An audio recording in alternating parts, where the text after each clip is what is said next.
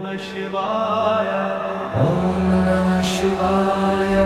ओम नमः शिवाय। ओम नमः शिवाय। ओम नमः शिवाय। नारायण नारायण नारायण।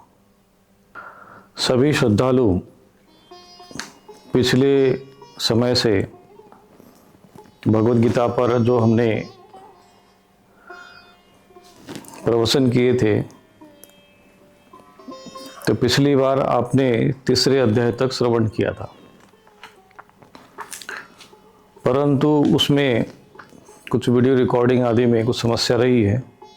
इसलिए हम लोग भगवद गीता के द्वितीय अध्याय के 11वें श्लोक से आज से भगवद गीता आरंभ कर रहे हैं। और वास्तविक भगवद गीता का जो आरंभ होता है वो भगवद गीता के द्वितीय अध्याय के 11वें श्लोक से ही आरंभ होता है, जिसमें भगवान वाच ऐसा आता है और वहीं से भगवान वास्तविक उपदेश देना आरंभ करते हैं। इसके पहले जो एक अध्याय आता है विषाद योग, उस अध्याय में एक प्रकार से एक भूमिका बनाई गई है। भूमिका का अर्थ होता है कि जैसे कोई विषय आपको किसी को समझाना हो तो उसके लिए पात्र को यानी सुनने वाले को उसकी मानसिक रूप से उसको बौद्धिक रूप से तैयार करना और सुनाने वाला भी उस स्थिति में हो, दोनों का भाव एक जैसा हो। अर्थात श्रवण करने वाले के मन में सुनने की इच्छा हो, जानने की इच्छा हो, और सुनाने वाले के मन में सुनाने की इच्छा हो, उपदेश देने का भाव हो और कल्याण का भाव हो।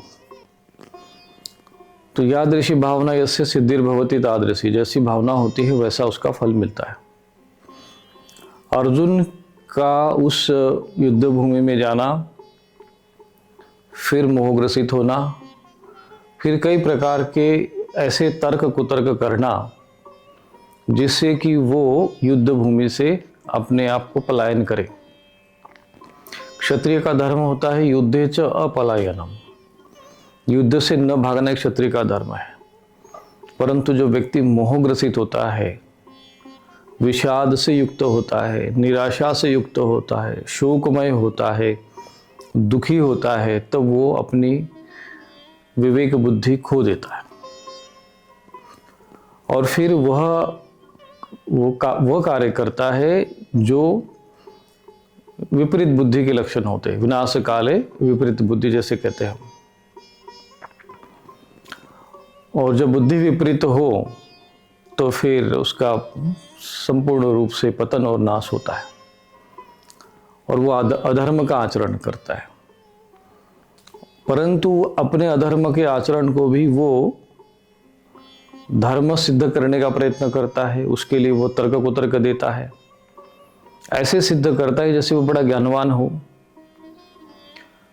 इसलिए भगवान ने यहां से आरंभ किया है कि असोचा नन्व सोचस्त्वम, प्रज्ञावादांसी भाष्य से कि तुम जो अर्जुन, तुमको जिनके लिए शोक नहीं करना उनके लिए शोक कर रहे हो, और प्रज्ञावादांश माने प्रज्ञावान के जैसा, बुद्धिवान के जैसा तू उपदेश भी दे रहा, भाषण कर रहा है, बोल रहा है।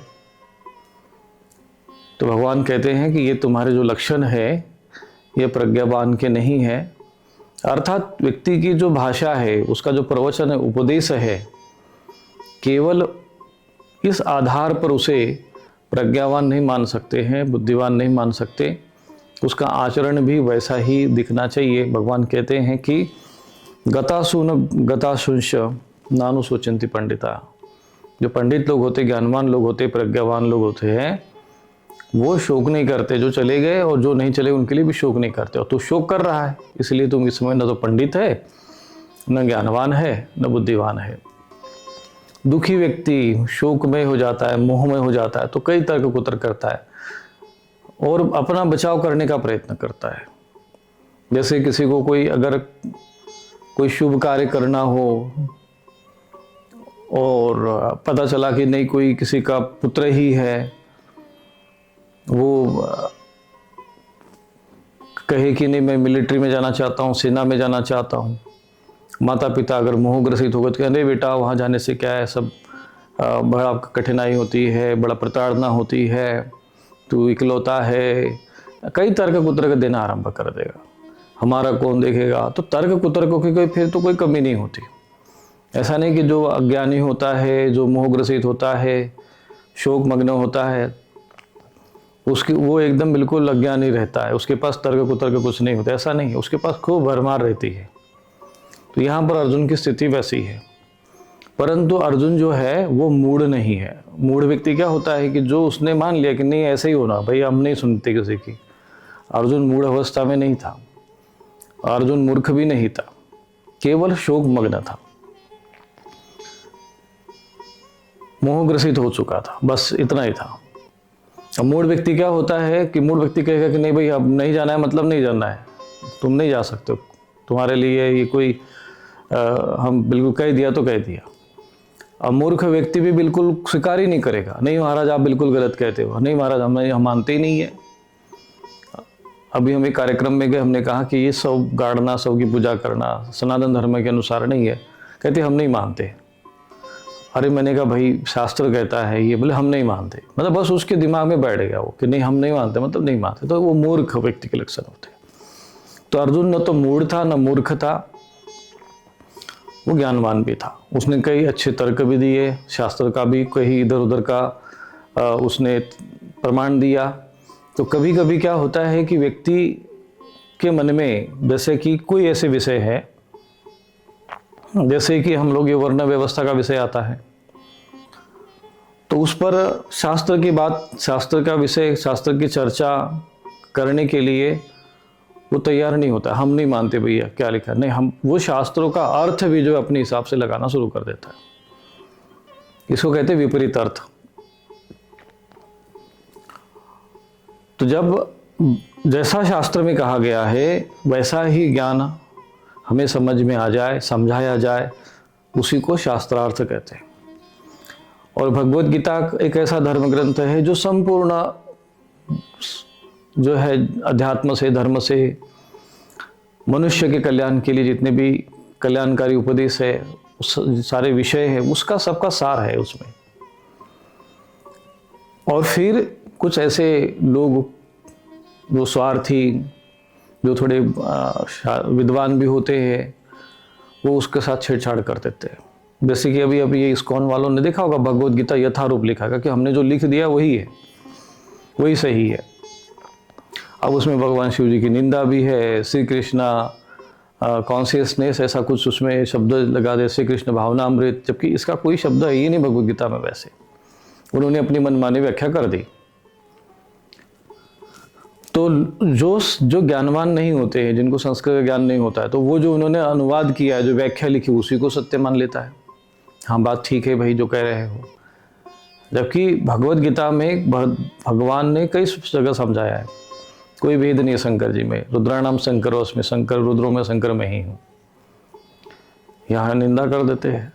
इसीलिए समय समय पर सिद्ध महापुरुष अवतरित होते हैं और भगवत गीता की यथार्थ व्याख्या बताते हैं। जैसे शंकराचार्य जी हुए, शंकर साक्षात भगवान, शंकर स्वयं साक्षात भगवान शंकर के अवतार माने गए।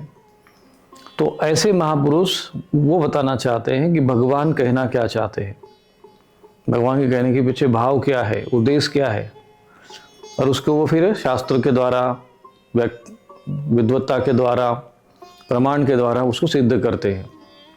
उसको भाष्य कहते हैं, उसको व्याख्या कहते हैं। तो यहाँ पे गीता शंकर भाष्य जो शंकराचार्य जी ने लिखा है, उस पर हम भी चर्चा करते रहेंगे, क्योंकि वो प्रमाणित भाष्य है। संत ज्ञानेश्वर महाराज जी ने भी लिखा है ज्ञानेश्वरी, जिसको भावार्थ दीपिका नाम का जो व्याख्या लिखी है। ऐसे कई महापुरुष लिखते हैं।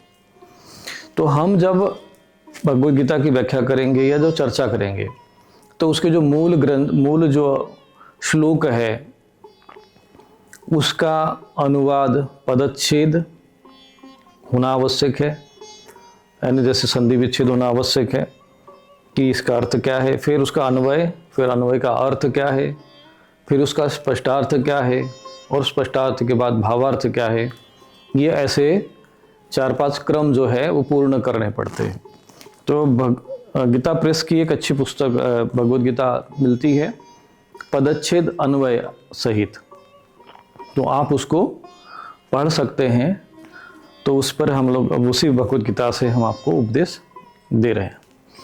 तो विषाद योग जो है वो एक पृष्ठभूमि है, शिष्य तैयार होना बहुत आवश्यक है। और मैं एक बात और कह देना चाहता हूँ कि यहाँ पर वास्तव में भगवान और अर्जुन, भगवान कृष्ण और अर्जुन का जो संवाद है, ये वास्तविक भगवान का और भक्त का ये भी संवाद है, साधक और सिद्ध का भी संवाद है, गुरु और शिष्य का भी संवाद है। तो जगह जगह भगवान बनकर उपदेश दे रहे हैं, भगवान के रूप में कहते हैं कि अहम आत्मा गुणाकेश सर्वभूताशय स्थित, मैं आत्मा रूप में सब जगह रहता हूँ, तो यहाँ भगवान के रूप में कह रहे हैं। और जहाँ आवश्यकता पड़ रही हो शिष्य के रूप में भी उसको उपदेश दे रहे हैं, गुरु के रूप में शिष्य के जैसे गुरु बनकर उपदेश दे रहे हैं। और जहाँ आवश्यक है वहाँ सिद्ध और साधक का भी उपदेश दे रहे हैं, और कहीं कहीं पर वो ज्ञानवान बनकर भी उपदेश दे रहे हैं। तो जो एक सर्वोच्च अवस्था होती है ज्ञान की, भगवान गुरु को भी साक्षात परब्रह्म कह सकते हैं, यानी भगवान का जो स्वरूप है, इसलिए भगवानुवाच यह शब्द है। आपके कृष्ण उवाच ऐसा नहीं कहा गया, अर्जुन उवाच है, संजय उवाच है, अब उसी तरह से कृष्ण उवाच होना चाहिए। तो यहाँ उपदेश भगवान के द्वारा दिया गया है, कृष्ण नामक किसी व्यक्ति के द्वारा नहीं है। यहाँ पर भगवान कृष्ण अपनी जो भगवतीय सत्ता है, भगवती अपना जो स्वरूप है उसमें स्थित हो गए हैं। वो केवल अर्जुन की मित्र नहीं है, वह कोई सगे संबंधी नहीं है, कोई वो मनुष्य बनकर नहीं बात कर रहे। इसलिए अहम आत्मा गुणाकेश, मैं आत्मा बनकर सब प्राणियों के हृदय में रहता हूँ। तो क्या मनुष्य के रूप में रह रहे क्या वो? यहाँ पर भगवान उवाच की जब बात आती है तो ध्यान रखना कि यहाँ पर भगवान कृष्ण जो है एक मनुष्य रूप के रूप में उपदेश नहीं दे रहे, स्वयं साक्षात ईश्वर ही जो है, या स्वयं पद्मनाभस्य मुख पद्मादि निसृता, यानी भगवान नारायण जिसे स्वयं पद्मनाभ हम भगवान विष्णु कहते हैं, जिनसे ये सारी सृष्टि की रचना हम मानते हैं, जिन्होंने सृष्टि की रचना बनाई। अब उनको सब पता है कि भाई जब सृष्टि की रचना हुई तो आरंभ से लेकर अब तक वो तब भी थे, अब भी और सदैव रहेंगे, ऐसे तत्व जो स्वयं है। तो कोई एक व्यक्ति उपदेश यहाँ नहीं दे रहा है, कोई मनुष्य यहाँ पे उपदेश नहीं दे रहा है, यहाँ पर स्वयं भगवान उवाच ही उपदेश है, और गुरु रूप में भी है। तो इसीलिए विषाद योग में भूमिका तैयार होती है। अर्जुन अपनी बात कहता है, भगवान चुपचाप सुनते हैं, ठीक है। वो कह रहे कि भाई अगर मैं इनको मारूंगा तो फिर वो कुल धर्म का नाश होगा, फिर पतन होगा, मैं कितना बड़ा गलत कर्म करने जा रहा हूँ, अपने ही लोगों को मार कर मैं कौन सा पुण्य अर्जित करूँगा, और क्या मैं ये सब कुछ किस लिए कर रहा हूँ, ये केवल राज्य पाने के लिए, संपदा पाने के लिए, और इसके लिए मैं इतने जीवों की हत्या करूँगा, अपने लोगों को मारूंगा मैं, ये कोई धर्म है? अब बात सुनकर तो अर्जुन के ऐसा लगता है कि नहीं, बिल्कुल ठीक कह रहा है। तो यही होता है कि जब भी शास्त्रार्थ होता है तो उसका दो पक्ष होते हैं, उत्तर पक्ष और पूर्व पक्ष। एक पक्ष रखता है तो लगता है कि हाँ बिल्कुल ठीक कह रहा है ये, फिर उसका काट किया जाता है, दूसरा कहता है हाँ ये भी ठीक कह रहा है, फिर वो उसका तीसरा कहता है नहीं ऐसा। तो इस तरीके से संवाद होता है, तब समझ में आता है कि वास्तव में यथार्थ में उसका अर्थ क्या है, शास्त्र का वास्तविक अर्थ क्या है। तो भगवत गीता का वास्तविक अर्थ क्या है वो हमें यहाँ निकालना है। परंतु अर्जुन, मैंने कहा पहले कि वो मूढ़ नहीं था, वो मूर्ख नहीं था, केवल शोकमग्न था। वो क्षणिक होता है, शोक दुख क्षणिक होता है, मोह क्षणिक होता है, और उस समय मोहग्रसित हो गया था, उसकी बुद्धि मोहग्रसित हो गई थी। परंतु उसके अंदर ज्ञान पाने की अभिलाषा थी। तो अर्जुन ने स्वयं कहा कि कार्पण्य दोषोपह स्वभाव पृष्यामि त्वाम धर्म सम्मूढ़ चेता यस्य यस्रा निशितम गृहीतन में शिष्यस्तेहम शाधिमाम त्वाम प्रपन्नम। भगवान से कहते हैं अर्जुन की, भगवान मैं कायरता रूपी दोष से ग्रसित हो गया। देखो वो स्वीकार भी कर रहा है कि मेरे अंदर कायरता आ गई है, मेरे में दोष आ गया। तो शिष्य का पहला एक लक्षण ये होता है कि शिष्य को अपनी कमी समझ में आनी चाहिए। जब गुरु जी ने आपको बता दिया कि आप में ये कमी है, दोष है, तो उसको स्वीकार कर लो, उसको दूर करने का प्रयत्न करो। अगर गुरु जी ने कहा कि तू ऐसा है तो ठीक है, ऐसा ही है। अब वो कहे नहीं हम ऐसे नहीं है, आप गलत कहते हो, गुरु जी मैं तो बिल्कुल ठीक हूँ, आप ही गलत हो, तो बस हो गया। फिर उस शिष्य का उद्धार उसी दिन हो गया। फिर वो कोई ऐसे लोगों को शिष्य नहीं कहते हैं। अर्जुन ने ज्ञान दिया, तर्क दिया, सब कुछ समझ भगवान के सामने अपना विषय रखा, परंतु अंत में ये स्वीकार भी किया उसने कि मेरी गलती का, मैं समझ रहा हूँ कि ये क्षत्रिय का जो है धर्म नहीं है कि युद्ध से भाग जाए। तो कार्पण्य दोष, जिसको कायरता दोष कहते हैं, और फिर उससे ग्रसित हो गए। वो कहते हैं मैं उससे ग्रसित हो गया हूँ। अब मैं आपको पूछ रहा हूँ, सम्मूढ़ चेता, मेरी जो चेतना है वो सम्मूढ़ हो गया है, मैं निर्णय नहीं ले पा रहा हूँ। तो जो उसमें सही हो मेरे लिए वो बताइए, जो मेरा निश्चय करके जो मेरे लिए मुझे करना क्या चाहिए। तो हम क्यों बताए भाई आपको, भगवान भी कहेंगे भाई किसी को हम क्यों उपदेश दे। कहते शिष्यस्ते हम, मैं आपका शिष्य हूँ, इस शिष्य हूँ और शाधि मामताम प्रपन्नम, और मैं आपकी शरणागत आ रहा हूँ, मैं आपको प्रणाम करता हूँ। इसलिए जब महापुरुषों के पास जाओ, ज्ञान पाना चाहते हो तो प्रणाम करो, प्रणिपात तत्विधि प्रणिपाते ना। न तो तुमने प्रणाम किया, न तुम्हारे अंदर शिष्य का भाव है, न श्रद्धा है, और तुम प्रश्न मुझसे कर रहे हो, क्यों उत्तर दे भाई हम। और वो भाव ही नहीं रहेगा, गुरु के मन में भाव ही नहीं आएगा आपके लिए, वो कृपा वो कल्याण। इसलिए प्रणिपात करो। नहीं महाराज हमको तो बड़ा अधिक, हमारे तो कपड़े खराब हो जाएंगे, हमको तो जो है लज्जा आती है, क्यों हम प्रणाम करें, ऐसे ही कर लेते हैं। तो भाई अभी तुम्हारा समय शिष्य वाला नहीं है। तो शिष्य का समर्पण होना ये बहुत आवश्यक है। श्रद्धावान होना ही पर्याप्त नहीं है, समर्पण भी होना चाहिए। तो शाधि मामताम प्रपन्नम, ये बोलो, मैं कहा कि मैं शिष्य तो हूँ परंतु शरणागत भी हूँ। कई लोग शिष्य तो बन जाते हैं कि हाँ गुरुजी हमने दीक्षा ले लिया, मंत्र ले लिया, पर शरणागत नहीं होते, वो अपनी मन मर्जी करने का प्रयत्न करते रहते हैं। तो ये नाम मात्र के शिष्य होते हैं, स्वार्थ के लिए चलो किसी को दीक्षा ले ली, ये नहीं। शिष्य जब होगा वो समर्पित हो जाएगा, फिर गुरु के भाव, गुरु के विचार, गुरु का चिंतन वो बराबर अपने मन में रखेगा, उपदेश उनका बराबर ध्यान में रखेगा। तो इसीलिए यहाँ पर वो पृष्ठभूमि है, इसीलिए हमने वो विषय लिया नहीं, और पहले भी हम उस पर चर्चा कर चुके हैं। तो जिनको ऐसा लगता है कि वो विषय भी सुनना चाहिए, तो पुराने मैंने जो लाइव वीडियो हमने लिए थे तो वो आप उसको सुन सकते हैं। तो यहाँ से आरंभ होता है, सारा विषय सुन लिया, फिर भगवान से कहा कि भाई, वो अर्जुन ने कहा कि मेरा रथ ले चलो वहाँ पर, लोग सबको मैं देखूंगा, फिर वो मोहग्रसित हो गया, फिर भगवान ने चर्चा हो गई, यही सब है। और फिर भगवान आरंभ करते हैं दूसरे अध्याय से, सांख्य योग। दूसरा अध्याय जो है सांख्य योग, और सांख्य योग ऐसा एक विषय है जिसमें प्रकृति, यानी जो हम संसार देख रहे हैं, पृथ्वी, जल, तेज, आयु और जो वायु और आकाश, ये इसका जो ये 5 तत्व से और ये जो स्थूल शरीर बना है, इसको पिंड कहते हैं, इसको कहते हैं वेष्टि रूप में। और दूसरा होता है संसार, जैसे संसार में जो भी देख रहे हैं हम लोग, पहाड़ है, भूमि है, सूर्य है, अग्नि है, वायु है, आकाश है, तो ये इसको कहते हैं समष्टि, इसको कहते हैं ब्रह्मांड। ये तो पिंड हो गया, यत पिंडे तत् ब्रह्मांडे, इसको जो सूत्र कहते हैं, माने जो पिंड में है, यानी जो शरीर में है, जो 5 तत्व है, जैसा स्वरूप है, जैसा सिस्टम शरीर के अंदर है, वही सिस्टम बाहर भी है। तो ये सारा जो व्यवस्था बाहर का दिख रहा है, इसको प्रकृति कहते हैं।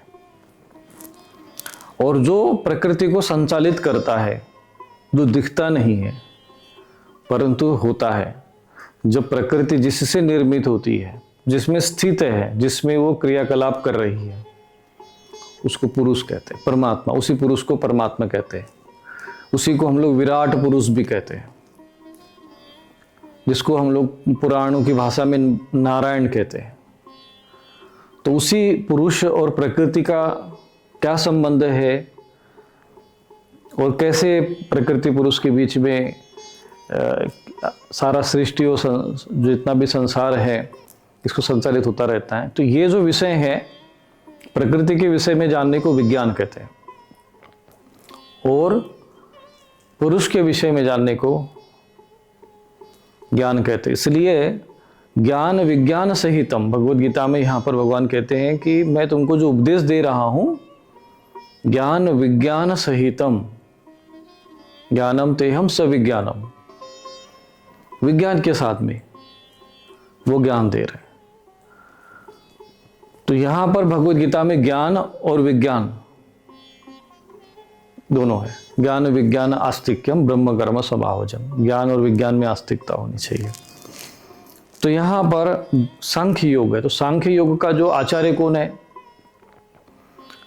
सांख्य योग के आचार्य जो माने गए हैं वो भगवान कपिल मुनि माने गए। और इस सिद्धों में परम गुरु कहते, प्रथम गुरु कह सकते, सिद्ध नाम कपिलो मुनि। सिद्धों में कौन है? तो कपिल मुनि है। तो भगवान कपिल मुनि कौन थे? तो ब्रह्मा जी के जो पुत्र हुए कर्दम ऋषि, जो उनकी छाया से उत्पन्न हुए, और उनकी जो धर्मपत्नी होगी देवहूति, उन्हीं के यहाँ पर भगवान ने अवतार लिया कपिल मुनि के रूप में। और फिर जब कर्दम ऋषि संन्यास ले लेते हैं तब उनकी माता देवहूति जो प्रश्न करती है स्वयं साक्षात भगवान के रूप में कपिल मुनि, और वो आज भी सशरीर है। उस समय से लेकर अभी तक कपिल मुनि जी भगवान विद्यमान है, सृष्टि में पृथ्वी पर ही है वो। तुमको पता होगा तो गंगा सागर में जो स्थान होता है जहाँ पर गंगा सागर का मेला लगता है, वो स्थान भगवान कपिल मुनि जी का क्षेत्र माना जाता है, जहाँ पर वो समुद्र के नीचे ध्यानस्थ रहते हैं अनंत काल से, अनादिकाल से, जब से सृष्टि का आरंभ हुआ है। इसीलिए वो परम सिद्ध माने जाते हैं। तो ऐसे महापुरुष के द्वारा जो ज्ञान दिया, उपदेश दिया गया है, उसको कहते हैं सांख्य योग। तो प्रथम योग वही है। इसलिए लोग कहते हैं सांख्य माने क्या? सांख्य माने संख्या, संख्या से, यानी प्रकृति में कितने तत्व है। कुछ लोग कहते हैं 25 तत्व हैं, कुछ कहते हैं 27 है, तो कुछ कहते हैं 28 है, तो कुछ कहते हैं 21 है। तो ये जो संख्या है, संख्यात्मक भाव है कि जरा सृष्टि जो रचना बनी है वो कितने तत्वों से बनी है, उस पर चर्चा करना, विश्लेषण करना, चिंतन करना, और फिर परम तत्वों को समझना, प्रकृति को समझना, उसको कहते हैं सांख्य योग। तो यहाँ पर भगवान सीधा सीधा उपदेश करते हैं। तो आत्मा, ईश्वर और प्रकृति, इन तीनों का जो ज्ञान है यही सांख्य योग है। आत्मा, ईश्वर और प्रकृति, इसको सामान्य भाषा में कह सकते हैं कि जीव, प्रकृति और परमात्मा, इसका जो ज्ञान है इसको सांख्य योग कहते हैं। तो यहाँ पर भगवान प्रथम सांख्य योग का ही उपदेश दे रहे हैं। क्यों? क्योंकि जो शोक उत्पन्न हुआ था वो अज्ञानता के कारण था। मोह जो है वो अज्ञानता से उत्पन्न होता है। तो उस अज्ञान को नष्ट करने के लिए भगवान ने सीधा एकदम सोचा कि हम पहले ही अच्छा जो मुख्य ज्ञान है वही दे देते हैं। बाद में अर्जुन को समझ भी नहीं आया तो फिर दूसरी भाषा में, फिर ये नहीं समझ में आया तो फिर नीचे ऐसे करते करते करते जो है अनेक इसमें योगों का वर्णन भगवद गीता में आता है। तो पहला श्लोक यही है कि असोचानन्व सोचस्तम प्रज्ञावादांसि भाससे। तो असोचानन्व, असोचान अन्वसोच तम प्रज्ञावान च भाससे गतासुन अगतासुन च न अनुशोचन्ति पंडिता। ये उसका पदच्छेद बनता है।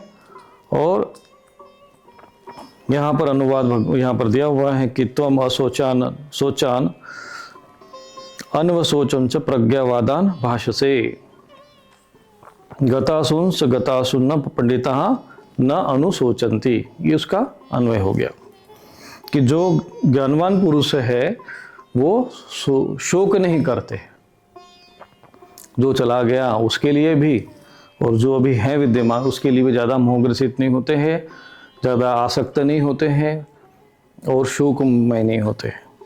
तो सांसारिक व्यक्ति क्या होता है कि वो शोक करता है, छोटी छोटी बातों पर वो भयभीत होता है, अच्छा लड़का है वहाँ पर, लड़की है, बच्चे लोग कहीं पढ़ने गए, कहीं कहीं चले गए, अच्छा कहाँ चला गया भाई, अभी तक आया क्यों नहीं, फ़ोन लगा उसको। तो ये जो मन में बहुत ज़्यादा भय और चिंता होना थोड़ी थोड़ी बात पर, अब ईरान में बम गिर रहे, कहते कि अभी सिलेंडर नहीं मिल रहा है, तो फिर लोग पागलों की तरह घरों में इकट्ठा करने लगे, पता नहीं भविष्य में क्या होगा। तो ये जो भय है, ये जो शोक है, इसका जो नाश है वो ज्ञान से ही होगा। ये छोटी छोटी बातों पर भयभीत होना, और इससे क्या है, आयु का क्षय होता है। होना कुछ नहीं होता है, लेकिन बस मन में ऐसे ही अनायास व्यक्ति जो है दुखी रहता है। घर में सब कुछ है, सरकारी नौकरी है, घर में अच्छा मकान है, जीवन जीने के लिए आवश्यकता की सारी व्यवस्था है, ठीक है, फिर भी व्यक्ति दुखी है। खूब पैसा कमा रहा है, खूब लाखों करोड़ों रुपए हैं, और फिर भी उसका जो मन है वो दुखी है, अशांत है, वो खोज रहा है। यहाँ खाने को अच्छा नहीं मिला, चलो वहाँ जाकर खुद खाते हैं, यहाँ नहीं रहना है वहाँ रह जाकर रहते हैं, ये नहीं करना है चलो अब वो करते हैं, यहाँ थोड़ा अच्छा चलो पहाड़ों में जाकर देखते हैं, पहाड़ों में गए तो वहाँ ठीक नहीं है, वहाँ ठंड लग रही चलो शिमला चलते, शिमला से मन नहीं लगा तो चलो बद्रीनाथ चलते हैं। जीवन भर घूमता रहता है, प्राप्त कुछ नहीं कर पाता है। अंत में पूछो मैं क्या मिला, आप कहते कुछ नहीं है, संसार में कुछ है ही नहीं, सार नहीं है। अरे जब तुमको अब समझ में आया पूरा जीवन भर में, जो ज्ञानी महापुरुष पहले ही समझा देते हैं, क्योंकि वहाँ पर जो है पहले ही बोर्ड लगा हुआ है कि भाई ये जो मार्ग है ये खतरनाक है, दुर्गम घाटी है, सावधानी हटी की दुर्घटना घटी, सावधान वाहन धीरे चलाइए, बोर्ड पहले ही लग गया। अरे ऐसे ही लगाते बोर्ड तो चलो हम लोग ऐसे ही चलते, अपनी स्पीड से गाड़ी लेके जाएगा, फिर एक्सीडेंट होगा। ओ बिल्कुल सही है। तो भाई दो चीज़ें, अब तुम खुद अपना एक्सीडेंट करवा लो और फिर समझ जाओ, ये एक मार्ग है। दूसरा ये है कि बोर्ड पढ़ लो और समझ जाओ, वो दूसरा मार्ग है। तो जो शास्त्रों में लिखा है, संत महापुरुष कहते हैं, उसको पहले ही जान लो, पढ़ लो, समझ लो संसार को। दुखालयम अशाश्वतम, नए जीवन में ठोकरे खाओ, खूब अपना परेशान हो जाओ, कष्ट झेलो, और फिर बाद में सोचो महाराज आप बिल्कुल ठीक कहते थे, तो लौट के बुद्धू घर को आए, वो काम क्यों करना। तो पहले ही शास्त्रों को समझ लो, संसार को समझ लो, अपने को समझ लो, जीवन के उद्देश्य को समझ लो, और फिर संसार में कर्म करो, क्योंकि शरीर है तो कर्म तो करेगा ही, जीवन जीने तो व्यापन होगा। तो इसीलिए कहते हैं कि शोक मग्न होकर कर्म नहीं करना है। तो जो विद्वान होते हैं, गता सुंश, जो लोग चले गए और जो अभी गए नहीं हैं, बचे हुए हैं, उनके लिए भी न अनुशोचंती पंडितः, पंडित लोग जो है उनके लिए शोक नहीं करते। तो ये बहुत आवश्यक है कि हमें संसार में व्यवहार करते समय अपने मन को स्थिर रखना बहुत आवश्यक है। भविष्य को लेकर बहुत ज़्यादा चिंतित नहीं होना चाहिए। बहुत से लोगों को मैंने देखा है और हम पढ़ते भी हैं कि वो लोग कष्ट में, पीड़ा में रहते हैं। अच्छा, इसके कई कारण होते हैं। एक तो ज्ञान नहीं है, प्रथम कारण तो यही है। दूसरा ये है कि समाज की परिस्थिति वैसे बन गई है, सब लोग वही है। अब जो भीड़ होती है वो, उसके पास तो बुद्धि विवेक होता नहीं है। जिधर भीड़ जा रही है, जो लोग जा रहे हैं वो देख रहे हैं। अब किसी ने कहा धोती कुर्ता पहन लो भाई, अरे नहीं सब तो शर्ट पैंट पहन के जा रहे हैं। आप किसी ऑफिस में धोती कुर्ता पहन के चले जाओ तो नहीं जा सकते, जबकि हमारी वो पारंपरिक वेशभूषा है, पर वो बना दिया ऐसा, सब लोग तो यही करते हैं, फिर हम भी वही करें। तो वो सामान्य व्यक्ति उन्हीं की धारा में बहता रहता है। और तीसरा कारण होता है ये देवी समाज से समस्याएं हैं, जो कि नकारात्मक रूप से ये जो लोगों के जो प्रेत है योनि में चले गए। लोग कहते, अब यही शिक्षा दी गई कि प्रेतों का कोई अस्तित्व ही नहीं होता, ये भूत प्रेत तो कल्पना है। उसी भगवत गीता पे तुमको शपथ दिलवाएंगे और उसी भगवत गीता के ज्ञान को कहेंगे ये झूठा है, क्योंकि भगवत गीता में भूत प्रेत का शब्दों का वर्णन तो उसी में है ना। प्रेतान भूत गणाशान यजंती ताम से जना, तो उसमें लिया भाई यजन करते, भूतगण प्रेतगण होते तभी तो यजन करते हैं, देवगण होते तभी तो यजन करते हैं, है ना। भूतानि यान्ति भूतेज्य, कहते भगवान, जो भूतों को पूछते, प्रेतों को पूछते, वो भूतों को उन्हीं को प्राप्त होते हैं। यान्ति मध्या जिनों पे माम, जो मुझको पूजते मुझको प्राप्त होते हैं। तो जो प्राप्त होते मतलब है ना उनका, वो लोग तो हैं ही है। और यही बात है स्थूल और सूक्ष्म और कारण, इन तीनों स्तर पे समझना चाहिए। लेकिन भौतिक शिक्षा प्रणाली ने हमें जो है भौतिक जगत को ही सत्य मानने तक सीमित कर दिया। और फिर हम ये सब चीज़ों को समझते नहीं है कि अनायास स्ट्रेस हो गया, तनाव है, आवेश है, पति पत्नी में क्लेश है, इसके पीछे कारण क्या है? तो जो हम सुनते हैं वो तो हो गया एक कारण, समाज जैसे देख रहा है उस देख रहे वो दूसरा कारण, तीसरा ये चीज़ें सूक्ष्म रूप से मन मस्तिष्क को प्रभावित करते रहते हैं। न चाहते हुए भी क्रोध आना, न चाहते हुए अनावश्यक काम आना, वासनाओं में बह जाना, उन्हीं चीज़ों में पीछे पागलपन आना। तो इसलिए क्योंकि हम लोगों ने जो हमारे नियम थे, त्रिकाल संध्या करना, यज्ञ करना, रक्षा कवच पढ़ना, हम भूल गए। अपने पितरों का उद्धार करना चाहिए, दाह संस्कार विधिवत होना चाहिए, शवों को गाड़ने लग गए। तो जो अपनी परंपराओं को, विधि विधान को, धर्म के ज्ञान को जो भूल गए, तो इसलिए आज वो भटक रहे। और फिर अब तो धीरे धीरे कोई योग कर रहा है, तो कोई ध्यान के शिविर में जा रहा है, तो कोई राधे राधे कर रहा है, तो कोई कहीं जाके मूल रूप में वही शांति खोज रहे हैं। परंतु अध्यात्म का जो मार्ग है वो एक विशिष्ट मार्ग है और वो शास्त्रोक्त तो होना चाहिए। और उन शास्त्रों में भी भगवद गीता का जो वर्णन दिया है कि भगवद गीता में कैसी तुमको शांति तो चाहिए, अध्यात्म मार्ग से शांति चाहिए, तो वो कैसे मिलेगी, उसके विधान क्या है, उसके नियम क्या है, उसकी प्रक्रिया क्या है, उसके सिद्धांत क्या है, उसका दर्शन क्या है, ये सारा विषय आपको भगवद गीता में मिलेगा। और ये प्रमाणिक ग्रंथों में होना चाहिए। अभी आप लोग देखे होंगे अधिकांश लोग किसको पूज रहे हैं? अधिकांश आप देखेंगे जिसने कभी राम नहीं कहा, कृष्ण नहीं कहा, जो हमारे संस्कृति का नहीं, परंपरा का नहीं है, जिसका अता नहीं, पता नहीं, जो सब लापता है ना, उस वही जाके भीड़ माथा टेक रहे हैं। अच्छा, इतने दिनों से हम समझा भी रहे हैं, अरे ये सब नहीं करना चाहिए।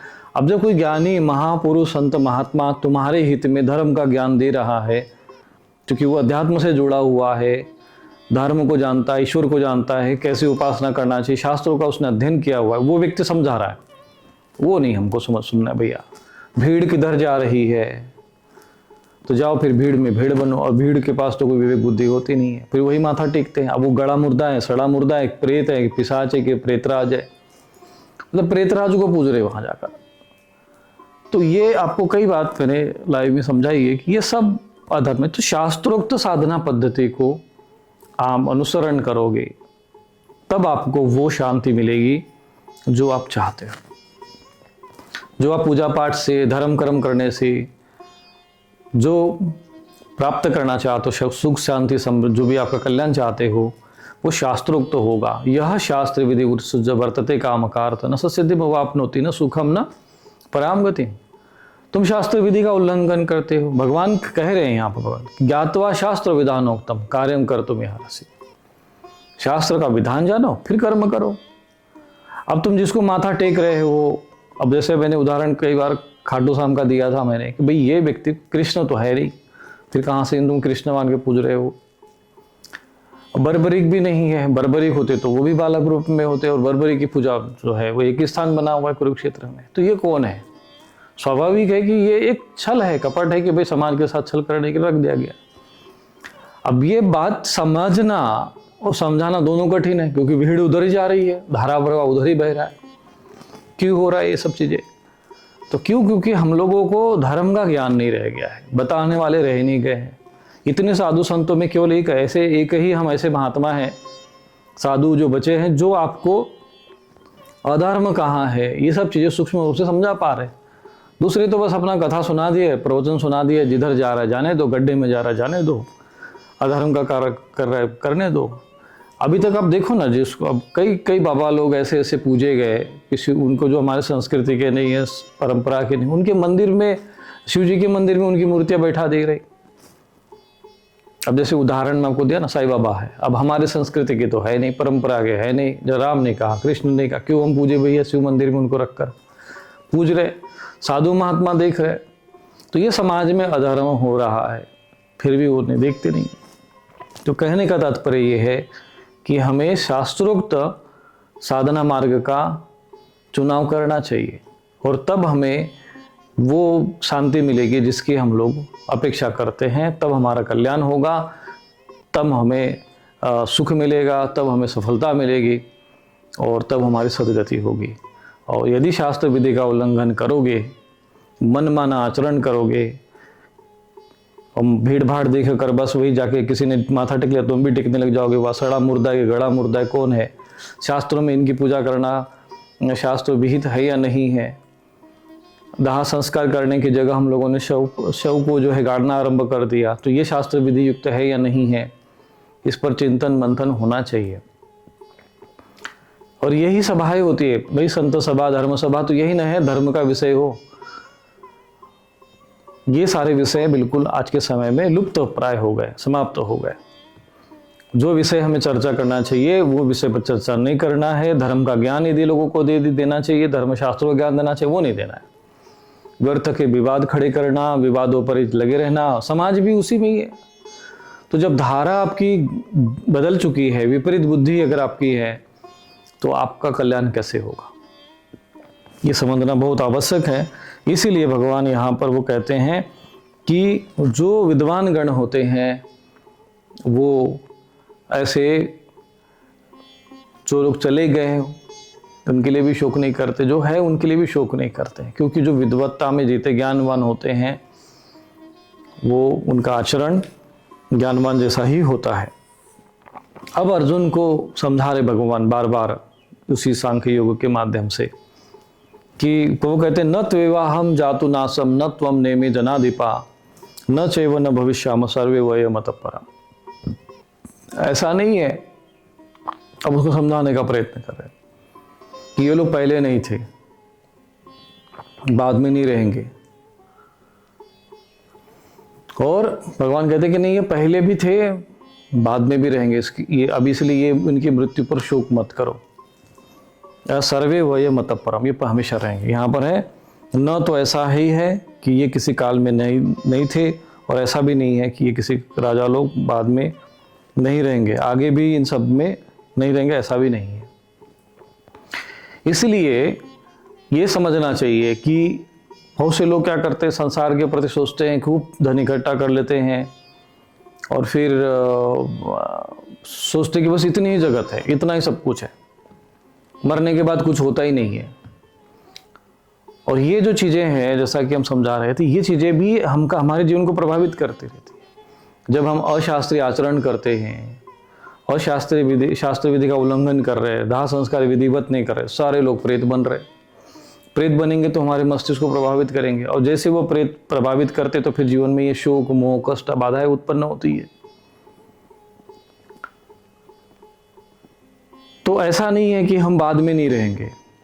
भगवान ने यहाँ पर भगवद गीता में आगे भी कहा है कि आएगा कि जातस्य ध्रुवम मृत्यु, जो जन्म लिया मरेगा पक्का, निश्चित है, शरीर है मरेगा, नष्ट होगा। ध्रुवम जन्म मृतस्य च, परंतु चिंता मत करो, फिर तुम्हारा जन्म होगा। तो पहले हम नहीं थे, ऐसा नहीं कि आज स्वामी रूपेश्वरन के रूप में हम हैं, आप लोग सुन रहे हो तो आप अभी वो पहले नहीं थे और बाद में नहीं रहोगे, ऐसा है नहीं।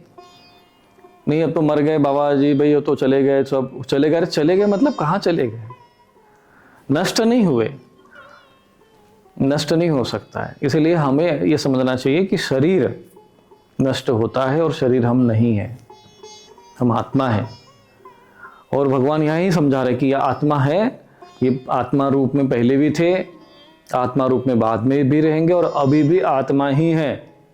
तू अज्ञानवश जो है इनको शरीर समझ रहा है, अपने को भी शरीर समझ रहा है, और इनके शरीर के नष्ट होने पर तुम शोकमग्न हो रहा है, यही अज्ञान है। जबकि शरीर तो नष्ट होना है और युद्ध भूमि में नष्ट होगा, चाहे ऐसे कई खटिया में जाके बीमार रोगी होकर बूढ़े होकर मरेंगे। अब उनमें श्रेष्ठ क्या है? बोले युद्ध भूमि में वीरता के साथ अपने धर्म का पालन करते हुए लड़ेंगे, वो ज़्यादा अच्छा है। क्योंकि शरीर तो नष्ट होना ही है, तो फिर ऐसे नष्ट हो जो धर्म का पालन करते हुए नष्ट हो, रोगी होकर बुढ़ापे में जाकर। अब जैसे कई लोग आयु 60 वर्ष की हो जाती है, अब क्या करना है भाई, अब तो हो गए रिटायर है। अब रिटायर हो गए तो मतलब उनको लगता है कि अब तुम्हारे अंदर सब समाप्त ही हो गया, अब कुछ बचा ही नहीं काम कराने के लिए। अरे असली काम तो अब शुरू हुआ भाई, अभी तक तुमने किया क्या? जैसे छोटे बच्चे जो होते हैं वो घर बना लेते हैं, बालू का मिट्टी का घर बना लिया, थोड़ा सा खेले कूदे और बाद में उसी को तोड़ के निकल जाते हैं।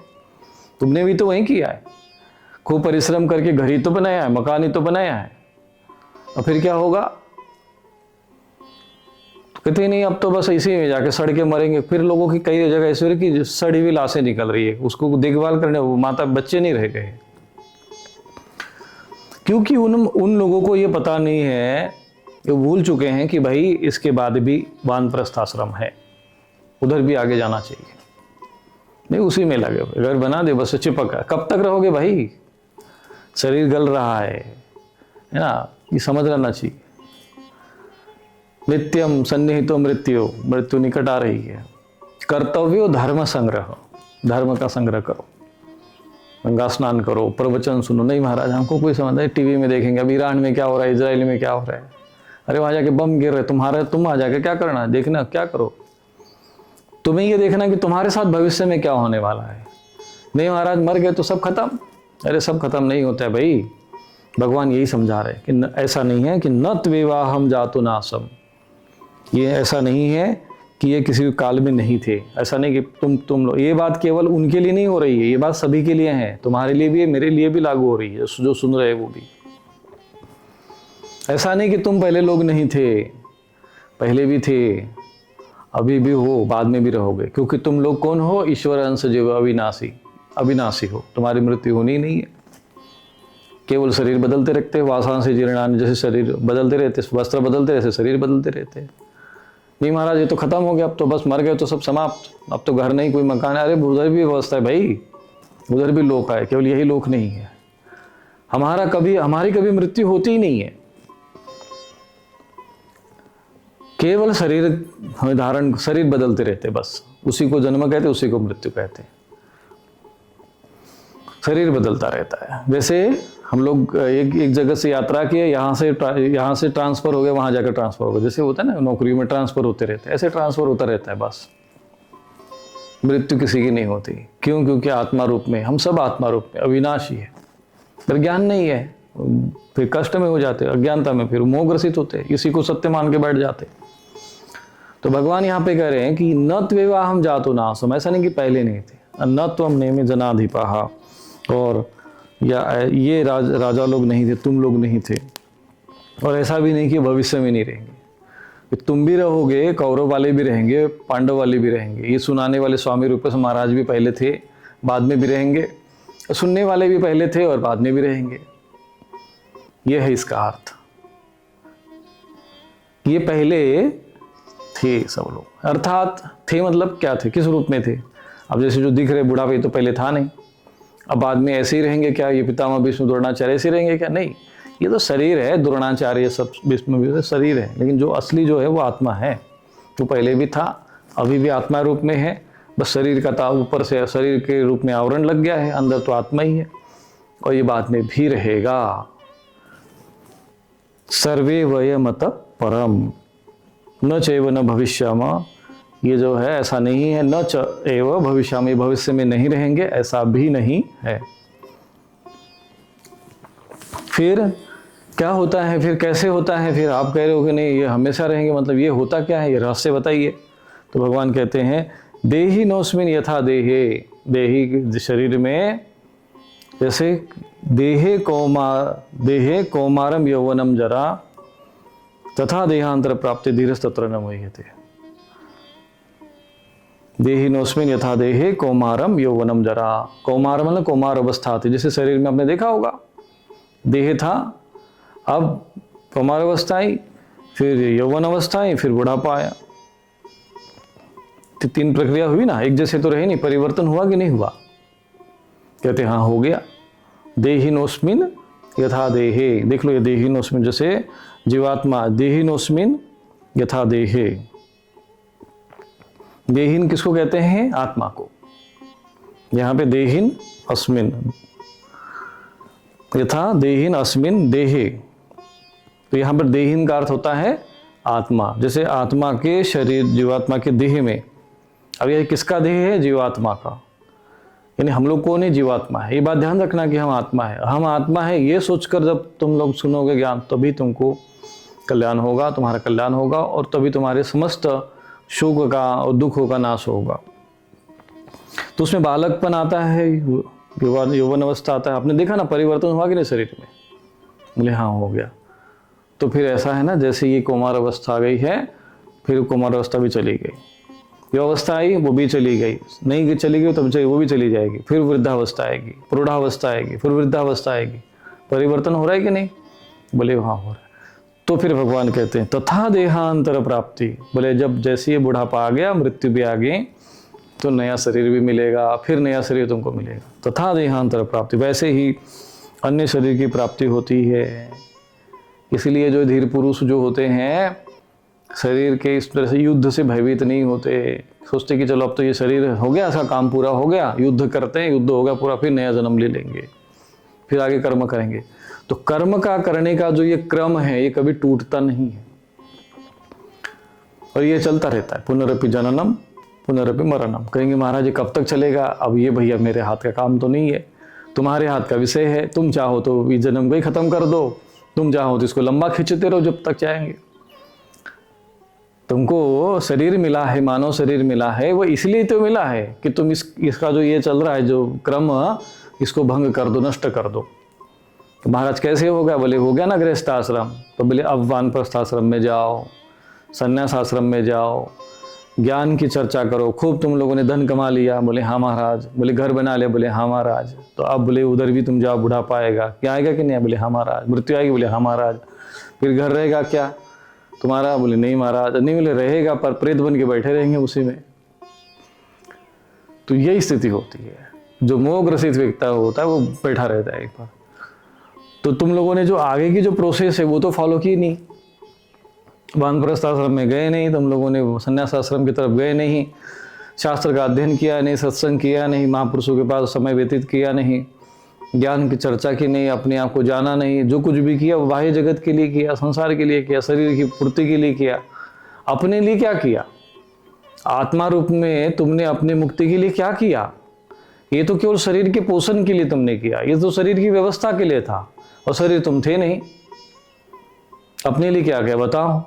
बोले महाराज तो कुछ नहीं कर पाए। तो बोले वानप्रस्थ आश्रम संन्यासाश्रम उसी के लिए तो होता है, वो क्यों नहीं करते हो? बोले वो कोई बताता ही नहीं है, कोई शिक्षा देता ही नहीं है, बस इसी में लगे हुए, मकान बना लिया, घर बना लिया, बस उसी में स्थायी, सोचते कि अब तो बस इसके बाद हमें कुछ है ही नहीं। पर यही मूर्खता, यही मूढ़ता है। और फिर जब मृत्यु आती है, बुढ़ापा आता है, रोग आता है, तो दुखी होते हैं। यदि पहले ही आप समझ लो कि रोग शरीर है, ये वृद्ध होगा और मृत्यु को प्राप्त होगा, पहले ही आपको ज्ञान हो जाए और बाद में वो शरीर वृद्ध हो गया तो कहते हैं हाँ शरीर का धर्म है, हो गया सो हो गया। मृत्यु हो गई तो चलो भाई शरीर की वो प्रकृति, वो मृत्यु हो गई तो हो गई, वो शोक नहीं करेंगे, हो गया सो हो गया, भाई तो प्रकृति स्वभाव है, होना ही था। पर ये जो शरीर मिला है हमको, किस लिए मिला था? केवल शरीर का भरण पोषण करने के लिए मिला था, पशु की तरह खाने पीने के लिए मिला था। ऐशाम न विद्या तपो न दानम, न विद्या न तप किया, न दान दिया, न यज्ञ किया जिसे तुम पवित्र कर सकते हो, ज्ञानम न शीलम, न ज्ञान प्राप्त करने के लिए कोई अभ्यास किया, न भगवत गीता सुनी। तुम्हारे पास समय ही नहीं रहता, भाई क्यों पढ़े, क्यों सुने? हम तो उधर देखेंगे भैया, इधर सिलेंडर किधर महंगा हो रहा है, इधर में भीड़भाड़ किधर हो रही, धक्का मुक्की किधर चल रही, लड़ाई किधर चल रही है, हाँ वहाँ पर बम किधर गिरा है, किधर क्या हो रहा है, वो उधर में लगे रहेंगे, फिर लगे रहो इसी में, खोपड़ी में वही भरते रहो, समय निकल जाएगा। समय थोड़ी तुम्हारे लिए रुक रहा है, तुम्हारे हिसाब से संसार नहीं चलेगा। श्वास प्रश्वास जो है भगवान ने जितना दिया है, तुम कहोगे कि महाराज इतनी श्वास मिली है, उतनी तुम, ये नहीं कि तुम सोचो कि मैं 2 घंटा में नहीं श्वास नहीं लूंगा, मैं स्वामी हूँ, शरीर का मालिक हूँ। तुम शरीर के मालिक नहीं हो। प्रकृति क्रियमाणानि गुणे कर्माणि सर्वस्व, सब प्रकृति करवा रही है। तो प्रकृति के नियमानुसार शरीर बना, प्रकृति के नियमानुसार सारी क्रिया हो रही है, प्रकृति के अनुसार वो यौवन अवस्था में, वृद्धावस्था में, मृत्यु अवस्था में फिर नया होगा। महाराज ये तो हमको मिट जाना चाहिए, समाप्त होना चाहिए, कब तक चलेगा? तो फिर भाई उसका एक प्रोसेस है भाई, तुम उसके लिए वानप्रस्थ आश्रम है, गृह संन्यास आश्रम है, वही क्रम है। वर्ण व्यवस्था भी उसी क्रम के अंतर्गत आता है। चातुर्वर्ण मया श्रेष्ठम गुण कर्म विभागस्य। जन्म से सभी शूद्र प्रकृति के होते हैं, सभी शूद्र मां, जन्म ना जाए थे शूद्र, जन्म लिया शूद्र ही है वो। अब संस्कार हो गया तब द्विज बन गए, उसके पहले नहीं। संस्कार नहीं हुआ बोले तुम अभी शूद्र ही हो, फिर अज्ञानता में जी रहा। जो शूद्र कौन है? जो अज्ञानता में जी रहा है, मूढ़ता में जी रहा है, खाने पीने में लगा हुआ है बस कम। बोले संस्कार हो गया उसके ऊपर, फिर द्विज बन गए। संस्कारा द्विज उच्चते, फिर वेदों का अध्ययन ज्ञान पठन पाठन करता है, बोले वेद पाठी भवेत विप्र, बोले वेदों का पठन पाठन करता है वो विप्र हो गया, बोले ज्ञानी हो गया। फिर अब बोले आगे, बोले ब्रह्म जानति रि ब्राह्मण, फिर ब्राह्मण कर्म करेगा, ब्रह्म को जानने के लिए कर्म करेगा। तो ब्रह्म को जानने के लिए कर्म कब करेगा? तो वो वानप्रस्थ आश्रम में जाएगा, तो वहां पे क्या करेगा? ब्रह्म को जानने के लिए शम दम तप शौचम, ये कर्म है। शांति आर्जवमेव च ज्ञान विज्ञान आस्तिक्यम ब्रह्म कर्म स्वभावचम, बोले ये कर्म है। स्वभाव बन जाएगा आपका। जब वानप्रस्थ आश्रम में जाओगे, वन में जाओगे, एकांत में जाओगे, भजन कर वहाँ पे करोगे क्या? प्रातःकाल उठोगे, अब तो कुछ कमाना धमाना तो है नहीं, हाँ रिटायर्ड तो हो गए अब तो, फिर अब जाओ भजन करो, सुबह उठो, स्नान करो, 3 समय स्नान करो, शौच बराबर नियमित उसे 3 समय स्नान करो, त्रिकाल संध्या करो, यज्ञ करो, तो ये तुम्हारी दिनचर्या बन जाएगी। तब तुम क्या कहलाओगे? ब्राह्मण कहलाओगे। वेदों को अध्ययन मनन करोगे, बोले क्या होगा? वेद पाठी कहलाओगे। तुम्हारा वो प्रकृति हो जाएगी। जैसे जैसे आयु बदलता रहता, बचपन में क्या आयु जन्म से उसके पास ज्ञान नहीं रहता, विवेक रहता नहीं, तो वो शूद्र माना जाता है। तो ये ऋषि मुनियों का ज्ञान है, ये वास्तविक ज्ञान है। ये जो वर्ण व्यवस्था है, वर्णाश्रम व्यवस्था जो बनी है, वो आत्मा की उन्नति के लिए क्रम है। जैसे गृहस्थ आश्रम के बाद वानप्रस्थ आश्रम है, तो एक सीढ़ी है, क्रॉस करना पड़ेगा, आगे बढ़ना पड़ेगा। तुम आगे नहीं बढ़ते, वही टिके रहते हो, फिर टिके रहते हो तो फिर वही बोले हम तो गृहस्थी, हम तो गृहस्थी। अरे गृहस्थी क्या है? कौन है गृहस्थी? आत्मा हो, आत्मा के रूप में हम लोग ये बुरा भ्रमण कर रहे हैं। बोले महाराज पहले नहीं थे क्या? बोले नहीं भगवान, ना त्वे हम जातु ना सम, ऐसा नहीं कि पहले नहीं थे, पहले भी थे। यही काम किया तुम लोगों ने, पहले भी यही किया। पहले भी बाल बच्चे हो गए, पति पत्नी बच्चे सब पहले भी थे, कहाँ चले गए? वैसे ही है, वो लगे उसी में। ऐसे ही हमने किसी एक प्रेत, जो एक सती महिला जो बन गई थी, सती हो गई थी, वो आई किसी के शरीर में हमसे बात करने के लिए। तो मैंने पूछा कि भाई तुम अभी तक घूम रही हो इसी प्रेत योनि में? बोले हाँ। मैंने तुम्हारे पति का है? बोले अभी है। बोले उनके 3 जन्म हो चुके हैं, और अभी कहाँ जाती है तुम देखने के? बोले हाँ अभी भी। तो अभी भी उसको पति मान के बैठे, जबकि उसका पति रहा नहीं, वो शरीर बदल गया, और वो नई पत्नी भी उसकी हो गई, बच्चे भी उसके अलग है, दुनियादारी उसको वो भूल भी गया। ये अभी भी प्रेत योनि में उसी को घूम रही है। तो ये प्रेत योनि में ऐसे कई आत्माएं भ्रमण करती रहती है कि सदा तद्भाव भाविता, उसी भाव में रहते हैं, एक ही भाव में, मरते समय जैसा भाव रहता है। इसलिए भगवद गीता में ये बात समझाया गया कि अंत काल में जो चिंतन करते हुए शरीर छोड़ोगे, अंत काले च मामेव स्मरण मुक्ता कलेवरम, जो मेरा स्मरण करते छोड़ेगा तो मुझे प्राप्त होगा। यम यम वापिस स्मरण भावम, ये साइंस है, विज्ञान है। ये शरीर छोड़ने का भी विज्ञान होता है। ओम इति एक अक्षरम ब्रह्म व्याहरण माम अनुस्मरण, ओम का ध्यान करते, ओम का जप करते हुए तब शरीर को छोड़ो। अंत काले च मामेव स्मरण मुक्ता कलेवरम, अंत काल में मेरा स्मरण करते हुए शरीर छोड़ो। तो मृत्यु भी एक विज्ञान है, मृत्यु की भी एक प्रक्रिया होती है। मृत्यु के समय में भी कैसे नहीं, ऐसे नहीं वो आ गए यमराज जी, जमदूत आ गए, कोई मर गए, कोई एक्सीडेंट हो गया, हार्ट अटैक हो गया, हाय हाय हाय हाय हाय हार्ट अटैक हो गया, मर गए, ऐसे नहीं मरना है। मरना भी एक कला होती है, मृत्यु भी एक कला है, मृत्यु भी एक मोक्ष का विज्ञान है। जब पता चल जाना, जो आपका धर्म में जीवन होगा, साधना में जीवन होगा, तो आपको पता चल जाएगा मृत्यु शरीर की आने वाली है। तब आ गई तो क्या करना है? बोले ओम मिथ्याक्षरम ब्रह्म व्याहरण माम अनुस्मरण, ओम का चिंतन करो, शरीर छूट जाएगा अपने आप। जैसे सांप केचुली छोड़ देता है, ऐसे। बोले नहीं ओम का नहीं समझ में आ रहा है, तो पहले भगवान कहते ओम नहीं समझ में आ रहा तो मेरा ही चिंतन करो। बोले भगवान का चिंतन ही नहीं आ रहा, अभी तो मैं ओम मरने का टाइम आ गया। अभी एक व्यक्ति हमारे यहाँ शिष्य था, वो उसको पता चला, बोले महाराज वो गाँव का कोई व्यक्ति है, वो मरने की कगार पे है, वो हॉस्पिटल में भर्ती, मुझे जाना है वहाँ पर। मैंने जाओ भाई, देख मिल लो अंत में। अब शिष्य तो शिष्य हमारा, वो जानता तो है, ज्ञान हमारे साथ में रहा है गांव का ये, लेकिन समझदार है अध्यात्म में। अब वो गया तो कहते देख लिया कि अभी तो मरने वाला, कहते कि अच्छा ऐसा करो, उसका नाम लेके बोलता है कि तुम जो है ये मंत्र राम राम करो। बोले हाँ हाँ हाँ मैं कर दूंगा, कहूँगा। राम शब्द नहीं निकल रहा है उसके मुँह से, लेकिन मेरी भैंस का ध्यान रखना भाई, वो मेरे लड़के को बुला दो जल्दी। बोले वो आ रहा है अभी, तब तो तुम राम राम तो कर। वो बोले हाँ हाँ हाँ, अब ये भी नहीं कह रहा कि मैं हाँ मैं अभी राम राम बोलूंगा, ऐसा भी नहीं बोला। हाँ मैं बस ठीक है लेकिन मेरे लड़के को बुला दो। अब मेरे लड़के को बुला दो, मेरे लड़के को बुला दो। लड़का ही के साथ रहा, अब मेरी भैंस का ध्यान रखना। तुम बस बोले मेरी भैंस को देखना, वो भैंस इधर उधर बड़ी दूध देती है, अच्छे से मैंने परिश्रम कर कमाई। अरे वो ठीक है, पर तो राम राम तो बोल। बोले हाँ हाँ वो सही है। वो बोला ही नहीं, उसके मुख से निकला। फिर अब बताओ उसकी क्या गति होगी। तो कहते हैं ना, जन्म जन्म जतन कराए अंतकाल मुख रामत आवत नाही। तो वही बात है, इसीलिए पहले से भजन करना पड़ेगा, पहले से मन को बनाना पड़ेगा। नहीं महाराज हम तो बुढ़ापे में आएगा, अरे ये तो आयु थोड़ी है तुम्हारे भजन करने की। तो ये जो लोग दुर्गति में जाने वाले होते हैं ना, मरने वाले, मरने के बाद जो प्रेत योनि में जाना है, दुर्गति में जाना है, ये उनके चिंतन ऐसा होता है।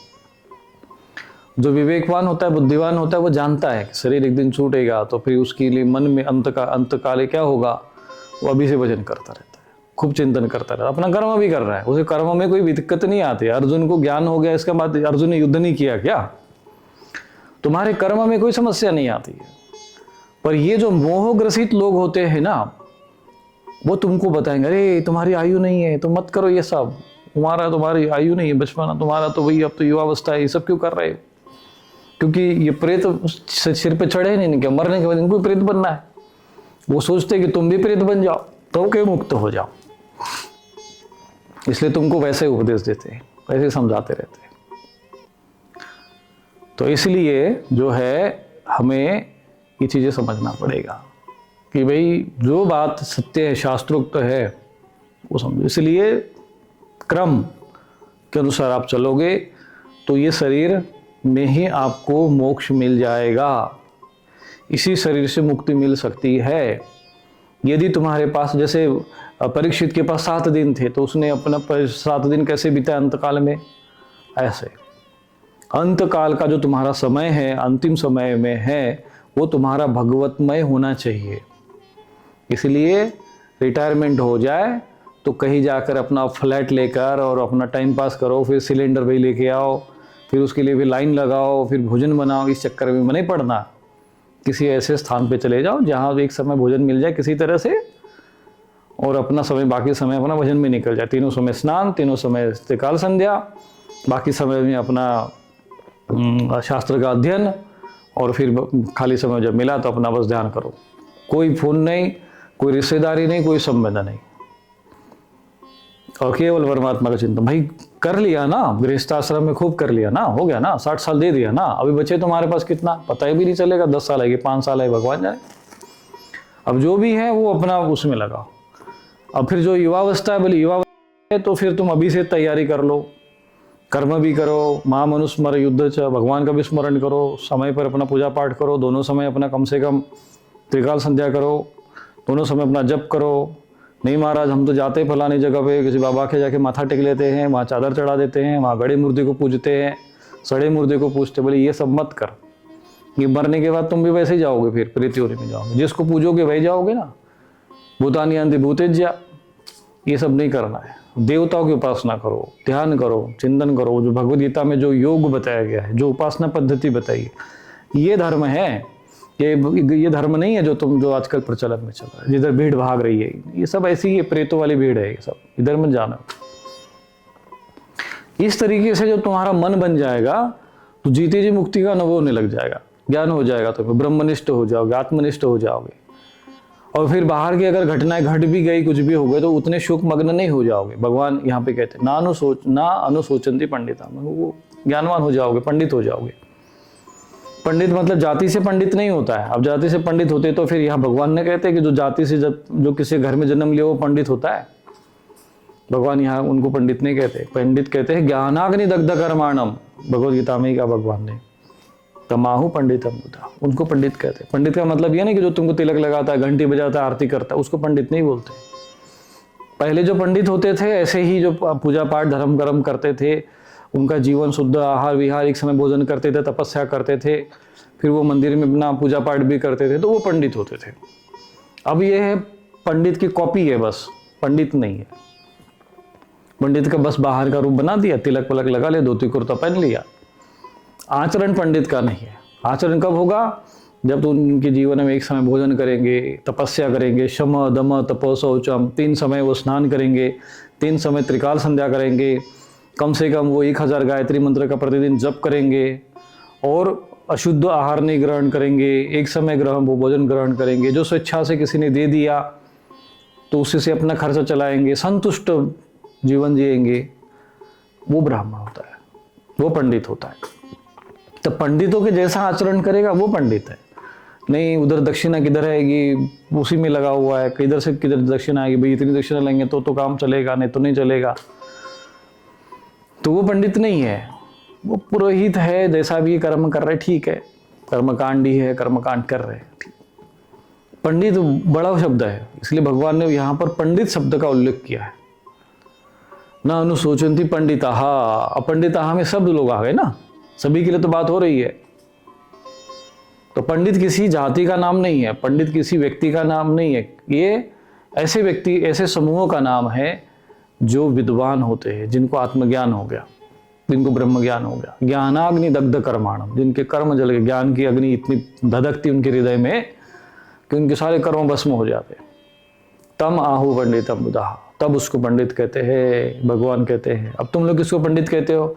जो घंटी बजाता है मंदिर में वो बोलते पंडित। पहले उसका आचरण देखो, पंडितों के जैसा है क्या, तपस्वी है क्या, तीन समय में स्नान करता है क्या, उसका आहार कैसा है, साधु का जीवन देखो पहले, उसके जैसा कैसा है, ये लक्षण है क्या, त्रिकाल संध्या करता है क्या। पहले लोग ऐसा करते थे, इसलिए उनको पंडित भी कह रहे थे। तो जब भी आप किसी वानप्रस्थाश्रम में जाओगे तो आपको यही कर्म करना पड़ेगा, तब आप भी पंडित कहलाओगे। तो ये सब पंडितों को फिर वो जाति मान लिया, फिर जन्म किसी पंडित के घर में जाना, पंडित पंडित करके वही सब, मतलब ये सब गुड़ गोबर कर दिया पूरा एक प्रकार से। शास्त्र के अनुसार ये विधान नहीं है। तो नानु सोचंती पंडिता, क्योंकि लोग यहाँ पर पंडित शब्द आएंगे ना तो सोचेंगे पंडितों के लिए कहा गया है, ठाकुर ब्राह्मणों के लिए नहीं है। तो ये भ्रम में मत रहना, यहाँ पर कोई ठाकुर ब्राह्मण ये सब चीजें नहीं है। यहाँ पर केवल आत्मा के कल्याण की बात हो रही है, और सब आत्मा ही है, हम सब आत्मा के रूप में हैं। अब हमको अवसर मिला है मनुष्य शरीर के कारण कि हम अपना मोक्ष कर सकते हैं, अपनी मुक्ति कर सकते हैं। पशुओं के लिए व्यवस्था नहीं है, हम सब के लिए है। तो उस व्यवस्था का लाभ उठाना है और हमें अपने आप को मुक्ति की तरफ जाना है। तो कहते हैं कि तथा देहांतर प्राप्ति धीरज तत्र न मुह्यते। फिर वो जो है ना, तुमको शरीर भी मिलेगा, टेंशन मत लो, चिंता मत करो। मृत्यु भी कोई टेंशन का विषय नहीं है। ये भगवद गीता का ज्ञान जिसके पास हो उसके लिए मृत्यु भी कुछ नहीं है। वो युद्ध भी ऐसा करेगा जैसे हंसते खेलते अपने प्राण त्याग देगा, शरीर त्याग देगा युद्ध करते समय, धर्म का पालन करते हुए सहज में, क्योंकि उसको पता है देहांतर तथा प्राप्ति, देहांतर प्राप्ति तथा देहांतर प्राप्ति धीरे सत्र न मुह्यते। बोले उसके बाद भी, देहांतर के बाद भी प्राप्ति हो जाए, देह छूट गया फिर शरीर मिल जाएगा, नया मिल जाएगा। पुराना वस्त्र हो गया ना, शरीर पुराना ही तो हुआ, त्याग दिया, नया धारण कर लिया। वहां पर धीर पुरुष जो होते, ज्ञानी पुरुष होते, पंडित पुरुष जो होते, पंडित मतलब ये जाति वाले पंडित नहीं है, पहली बात समझ लेना। क्षुद्र, वैश्य, क्षत्रिय, ब्राह्मण, ये भी क्रम है गुणों के आधार पर। चातुर्वर्ण में श्रेष्ठम गुण कर्म भाग से, और फिर उसी अनुसार वो कर्म करता रहता है। अब आप लोग, कोई भी व्यक्ति है, जब आपने रुपए पैसे कमाने में लगा, व्यापार में लगा तो वैसे है, युद्ध कर रहा है तो क्षत्रिय है।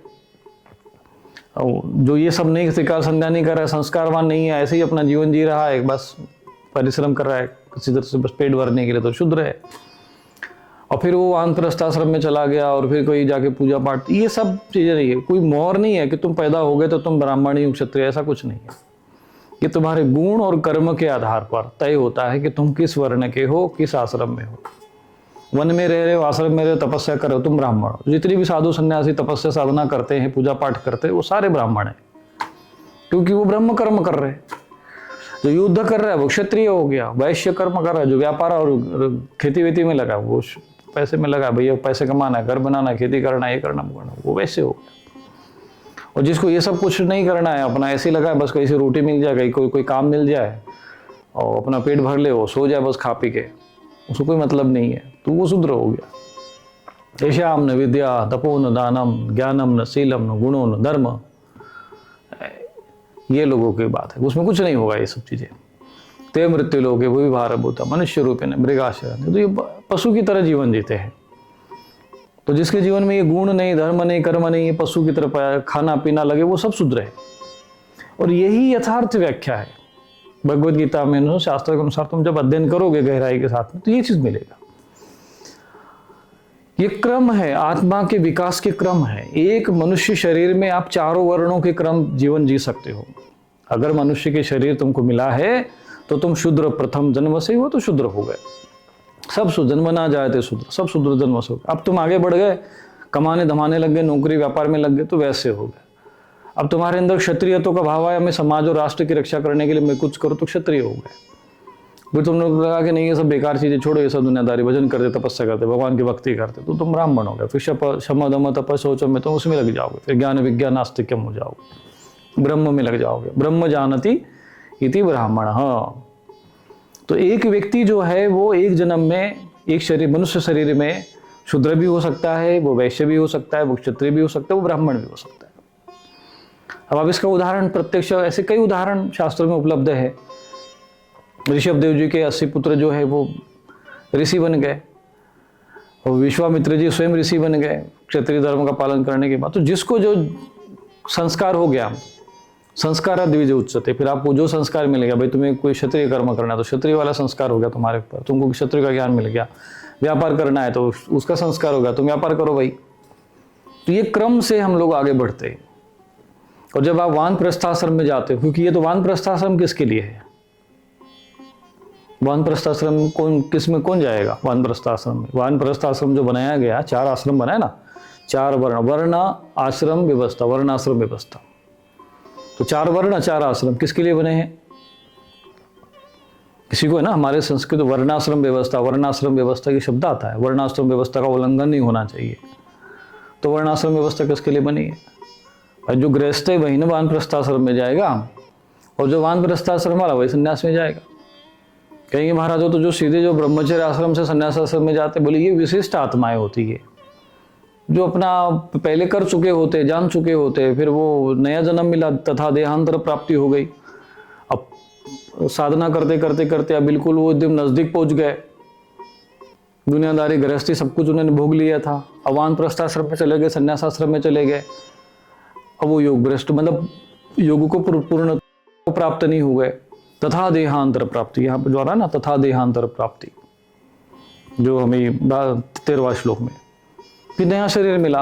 अब उसके जो संस्कार है, क्यों? क्योंकि वो स्वभाव है प्रकृति के, पूर्व जन्म के संस्कार अनुसार। अब उसके मन में जैसे ही वो आ गया भाव, थोड़ा संस्कार हो गया, ज्ञान मिल गया, संगत मिल गए, वो वैसी प्रकृति होती है, वैसा ही व्यवस्था बन जाती है उनके लिए। प्रारब्ध वैसे ही बना उसका, तो जैसे प्रारब्ध होगा वैसे स्वभाव बनेगा और वह वैसे कर्म करेगा वो। तो फिर वो कहता है ये सब छोड़ो, ये सब नहीं करना, हम लोग सीधा ऊपर हवाई जहाज की यात्रा करते हैं। ये बीच में से नहीं जाना है, तो गृहस्थ आश्रम जाओ, फिर वानप्रस्थ आश्रम में जाओ, नहीं, फिर संन्यास आश्रम में जाना है। तो वो बहुत दुर्लभ लोग होते हैं, जैसे कि शंकराचार्य जी जैसे विशिष्ट लोग होते हैं। अब सभी लोग नहीं, तो वो फिर शॉर्टकट में निकल जाते हैं। परंतु क्रम तो यही है कि पहले वह ब्रह्मचर्य आश्रम, गृहस्थ आश्रम, वानप्रस्थ आश्रम, फिर संन्यास आश्रम, क्रम यही है। वो सीधा ब्रह्मचर्य आश्रम संन्यास आश्रम चले गए। तो ये फिर विशिष्ट लोग आपातकाल में, जैसे कुछ लोग हेलीकॉप्टर, जैसे किसी के लिए कोई विशिष्ट विमान होते हैं, वायु जैसे प्रधानमंत्री हो गए तो उनके लिए अलग से विमान होता है, अब वो विशिष्ट व्यक्ति हो गए। और सामान्य व्यक्ति के लिए वही है, भैया सब लोग आप उसी लाइन पे जाओ, सिक्योरिटी में जाओ, वहीं पर जाओ, उनके लिए सबके लिए वही है, एयरपोर्ट उनके लिए बना है। तो ये विशिष्ट लोग जो समाज धर्म के लिए, समाज के लिए कार्य करने आते होते, परंतु क्रम का भंग जो है, क्रम यही है। और एक ही शरीर में आप ब्राह्मण, क्षत्रिय, वैश्य, शूद्र बन सकते हो। जैसा आप कर्म करोगे वैसे आपका वर्ण माना जाएगा। जैसा आपका आश्रम होगा, गृहस्थ आश्रम में रहे, गृहस्थ में रह रहे हो तो गृहस्थ आश्रम में हो, वानप्रस्थ आश्रम बदल गया ना, आपका चेंज हो गया। अब ब्राह्मण जो है वो ब्रह्मचर्य आश्रम किसके लिए है भाई? जो गृहस्थ आश्रम में जाना चाहता है, गृहस्थ आश्रम में कौन जाना चाहता है? बोले सभी जाने चाहते हैं। तो जब सभी गृहस्थ आश्रम जाना चाहते हैं तो सभी के लिए पहले ब्रह्मचर्य आश्रम, फिर वानप्रस्थ आश्रम किसके लिए है? बोले जो गृहस्थ आश्रम में है। गृहस्थ आश्रम वाला ही तो वानप्रस्थ आश्रम में जाएगा ना, उसी का ही तो है। बोले नहीं हम तो गृहस्थी है, हम तो बस अब यही रहेंगे। हमने कहा कब तक रहोगे? तो ये होती आसक्ति, ये है मोह, ये अज्ञान, बस उसी में उलझा रहना। घर बना, मकान बना लिया, बस फंस गए इसी में, अब इससे आगे नहीं आता करते हम। तो फिर लो भैया अगला जन्म। बोले अगले जन्म में भी यही करेंगे हम। मैंने कहा करना यही पे करते रहो, फिर भटकते रहो। फिर लोग बोलते कब तक चलेगा अपने, जब तक तुम वहां पर उस अवस्था में ज्ञान को प्राप्त नहीं होगे।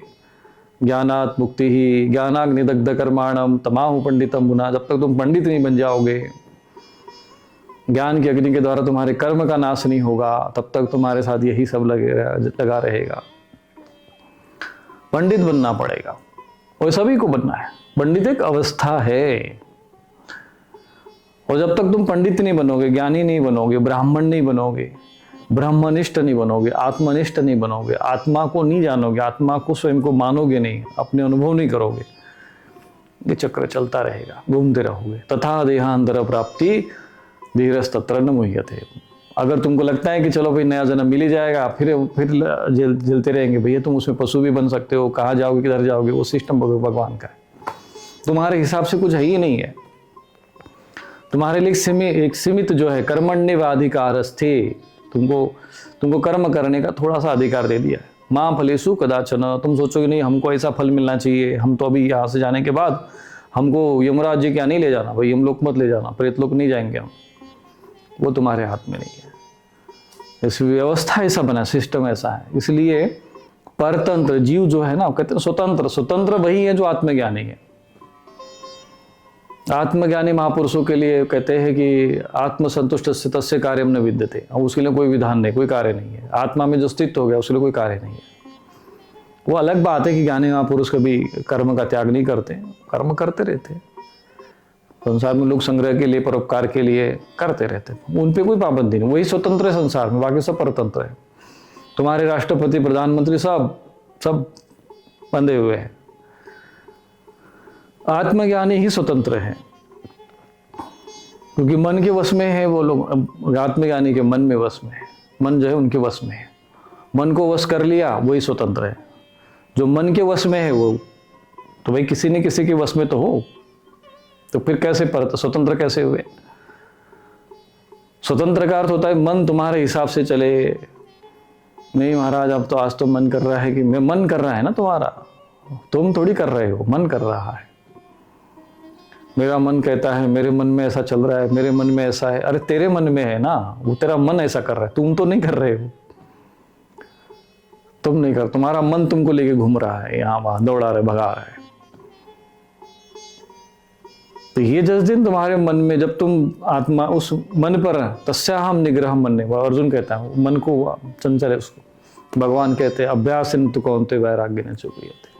अभ्यास और वैराग्य से तुम उस मन को वश में कर सकते हो। तो तथा देहांतर प्राप्ति धीरज तत्र न मुह्यति। तो आज इतना हम लोग विषय लिए हैं, तो 13वां अध्याय पूर्ण हो गया, 13वां श्लोक हो गया। इसी पर हम लोग चर्चा करते रहेंगे निरंतर आगे, और भगवद गीता को समझने का प्रयत्न करेंगे। तो भगवद गीता में आप जैसे, अब जब भी आप ये श्लोक सुनो हमारे, तो आप छोटी सी पुस्तक आती है, 30 रुपए की आती है भगवद गीता, गीता प्रेस से आप मंगा लो छोटी सी, और अपने पास सदैव रखा करो पॉकेट में। महाराज वो तो हम लोग कहीं भी चले जाते हैं। मैंने कहा कि कहीं भी चले जाते तो भगवद गीता थोड़ी अशुद्ध हो जाएगी। अब गंगा जल को कहीं भी ले जाओगे तो गंगा जल थोड़ी पवित्र हो जाएगा। भगवद गीता का ज्ञान है वो थोड़ी श्लोक, अब तुम किसी जगह चले गए, मानो शौचालय में चले गए, तो श्लोक थोड़ी मिट जाएंगे। तुमको ज्ञान से मतलब होना चाहिए। लोगों के दिमाग में ना ऐसा भर दिया है भय, एकदम हर चीज, ये मत करो वो हो जाएगा, वो मत करो वो हो जाएगा, धरा देते सब। शास्त्र विधि के अनुसार आप उसमें रखो, उसमें कोई दिक्कत नहीं है। और उसका अगर ऐसा लगता है कि भाई उसको छोटा सी पुस्तक जो है पॉकेट साइज में, पॉकेट में रखने के लिए है, किसी भी अवस्था में वो अशुद्ध पवित्र नहीं हो, जो अपवित्र नहीं हो, बल्कि रखना चाहिए। उसी भूत प्रेत पिशाच जो तामसिक तत्व पास में नहीं आते हैं, छोटी सी पुस्तक जो है अपने पास सदैव भगवद गीता रखनी चाहिए। प्रत्येक सनातन धर्म के अनुयायी को अपने पास एक भगवद गीता अवश्य रखनी चाहिए, ये नोट कर लीजिए। जो भी सनातन धर्म का अनुयायी है उसको एक पॉकेट में भगवद गीता रखनी चाहिए जब भी अवसर मिले। अब तुमने देखा विधर्मी लोग कैसे अभ्यास करते रहते, इसीलिए वो लोगों की वो उन्नति है। 57 देश से तुम लोग चिल्लाते रहते हो, अरे क्यों नहीं होगा उनका भाई? वो अपने उनके नियम और उनके जो कितना कट्टर है, जहाँ कहीं भी जाके वो अपना समय से वो त्रिकाल संध्या करते रहते हैं। वो पंचकाल संध्या होती है, हम तो त्रिकाल संध्या भूल गए। कहते उनका तो ये है, वो है, फलाना है, ढिमका, सब ठीक है, वो भी जैसा भी हो चाहे। अगर असुर भी तपस्या करेंगे तो असुरों को भी स्वर्ग मिल जाता है। इंद्र भी जो है, फिर वो इंद्र को भी भगा देते हैं वहां से। जब तुम आलसी बन जाओगे, तामसी बन जाओगे, अपने त्रिकाल संध्या नहीं करोगे, तो अपने धर्म से विमुख हो जाओगे, तो अधर्मी तो राज्य करेंगे ना। ये तो सृष्टि का नियम है। जो जिसमें शक्ति है उस वही शासक बनता है, उसी का सब कुछ चलता है। तो आप अपने नियम से भटक गए हो, तो अपने नियम से मत भटको और वापस अपनी जगह है। भगवद गीता पढ़े, 3 समय कम से कम 2 समय तो अपना संध्या करना चाहिए, और प्रातःकाल, सायंकाल या रात्रिकाल कम से कम 2 समय। बाहर से जैसे आते हो स्नान कर लो, और स्नान करने के लिए अपना आधा घंटे की कम से कम पूजा कर लो, कम से कम आधा घंटा। अब चाहे बोले 1 घंटा 2 घंटा हो तो कोई दिक्कत नहीं। फिर उसको अपना भोजन कर लो, अपने शयन कर लो, फिर अपने कर्म करो। तो ये सारा संसार का एक संतुलन बना के आप चलोगे तो आपको गृहस्थ जीवन बोझ नहीं लगेगा। अच्छा आध्यात्मिक रूप से साधक के रूप में, योगी के रूप में, ज्ञानी के रूप में आप जो है इस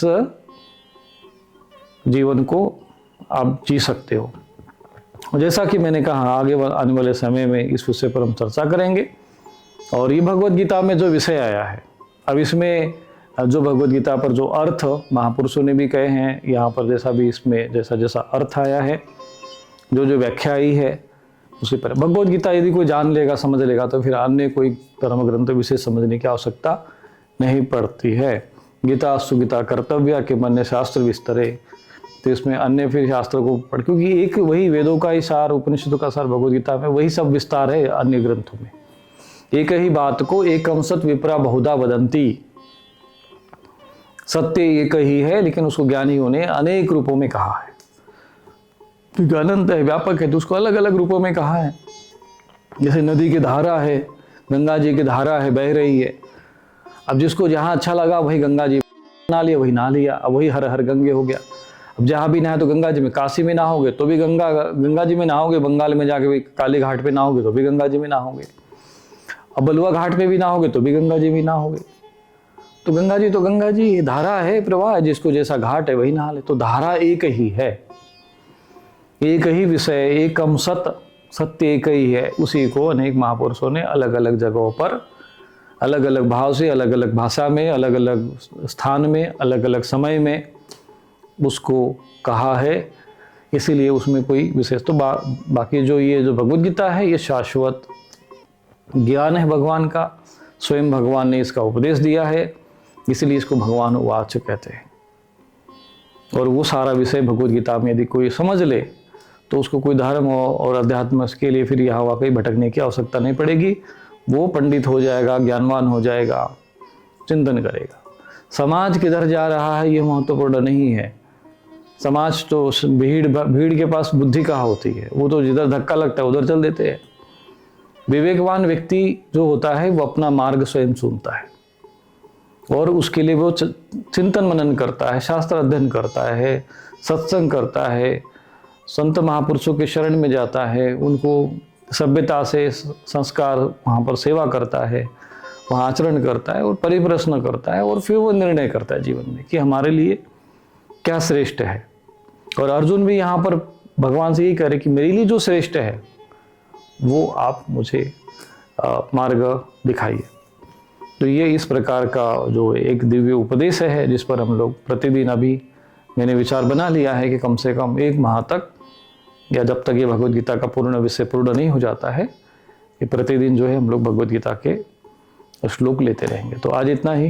नारायण नारायण नारायण।